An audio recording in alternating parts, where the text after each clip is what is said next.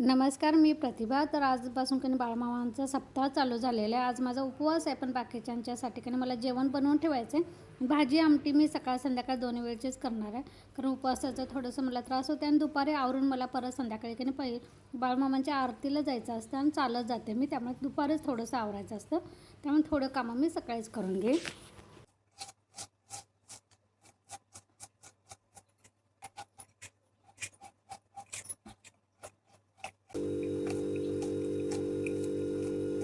इथं मी फ्लावर कणी रात्रीच निवडून चिरून डब्यामध्ये पॅक करून ठेवला होता फ्रीजमध्ये. असं ठेवलं कणी चांगलं राहतं, खराब वगैरे काही होत नाही आणि सकाळ सकाळी कणी आपल्याला उठल्या की चिरत वगैरे बसायला लागत नाही. तर इथं मी फोडणीला टाकायचं होतं, जिरं मोहरी संपली होती म्हणून मी ती म्हटलं आता लगेच फोडणीला टाकतानाच बरणीमध्ये वगैरे काढून घ्यायची. तर इथं जे काय बेसिक मसाले टाकायचे फक्त एवढं लक्षात ठेवायचं, फ्लावर कसा उघडट थोडासा असतं ना, तर तेलामध्ये थोडंसं कणी 4-5 मिनिट बरं असं परतून घ्यायचं. चांगला जेवढा परतल ना तेवढा भाजीला आपल्या खमंगपणा येतो. तसं तर मला उठल्या उठल्या चहा वगैरे घ्यायची सवय असते, पण आज कधी उपवासाला चहा पण चालत नाही. त्यामुळे म्हटलं पहिल्यांदा पाणी प्यायचं, पाणी भरपूर असं. तसं तर मला इतर वेळी पण पाणी प्यायची सवय, पण कसं उठल्या उठल्या एक कप चहा असला ना भारी वाटते, पण आज उपवासाला चहा चालत नाही. त्यामुळे दूध घ्यायचं होतं, ते मला आवडत नाही, त्यामुळे मी नंतर जर वाटलंच असं तर घेईन.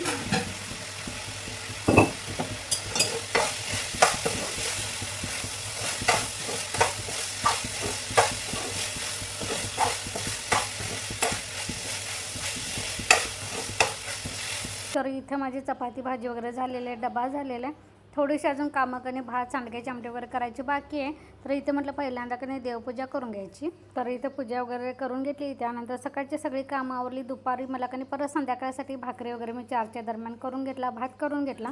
त्यानंतर इथं संध्याकाळी कधी आम्ही आता चालत बाळूमामाला आलेलो आहे. उपवासाचं माझं कसं बसतं उठतं नवरात्र नसतं, तरी पण रोज आम्ही कधी संध्याकाळी हा सप्ताह जोपर्यंत चालायचं तोपर्यंत संध्याकाळच्या आरतीला, सकाळचं कसं आरतीला घडत नाही, सकाळची कशी कामं वगैरे असतात, संध्याकाळचं असं आवरून कधी संध्याकाळच्या आरतीला नेहमी येते. चला तर थोडंसं कधी आज बाळूमामाचं दाखवते.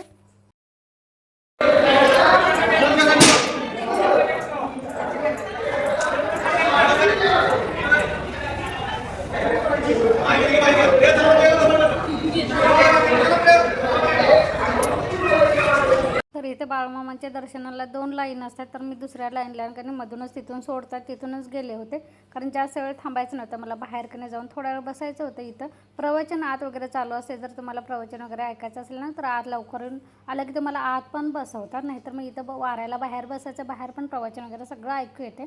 त्यानंतर 7:15ला आरती होते.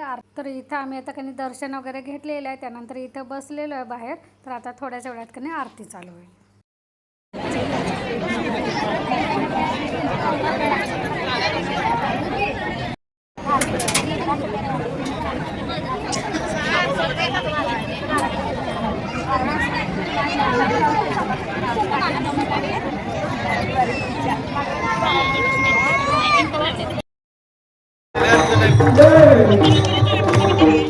तर इथं आरती वगैरे घेऊन कधी आम्ही आता चाललेलो आहे. बघा तुम्हाला गर्दी दाखवते, ही पहिल्या दिवसाची गर्दी आहे.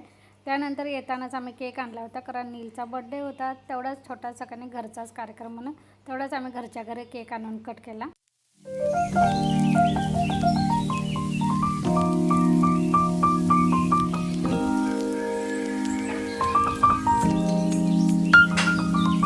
Happy birthday to you.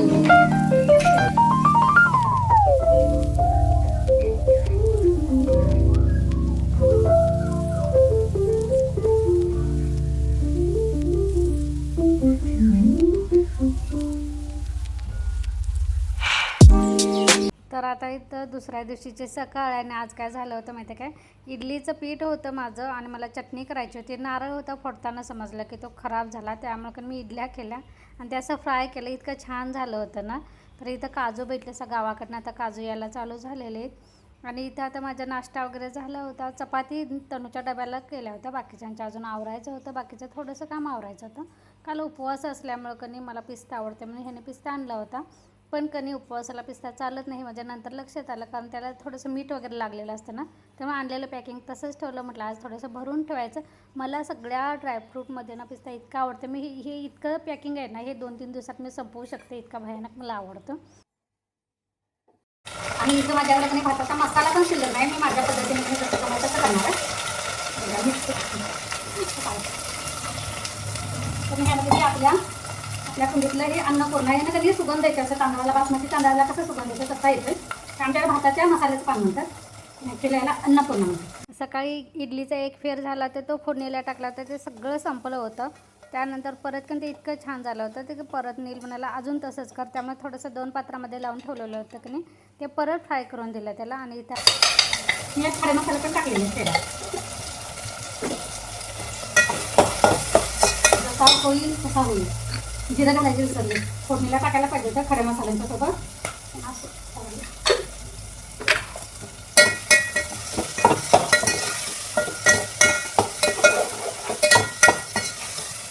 चांगलं असं तेलामध्ये कधी डाळ परतवून घ्यायचं. त्याचा जो वरणाचा जो उघरटपणा शक्यतो कोणी त्या अशा शेंगांना उघरटपणा असतो. फ्लावर म्हणा तुमचं वरण्याचं जर डाळायचं असेल त्याला पण उघरटपणा असतो. ते तेलावर चांगलं भाजलं तुम्ही कुठल्या पण भाजीचा असा तो उघरटपणा निघून जातो.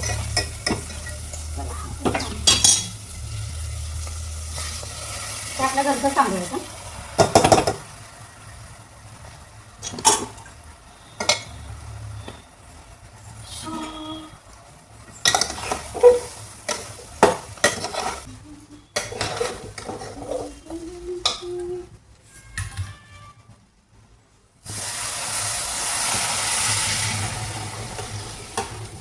पण बरोबर तांदळाच्या दुप्पटीत पाणी घालायचं म्हणजे बाकीचं जास्त पाणी काय घालायला लागायचं.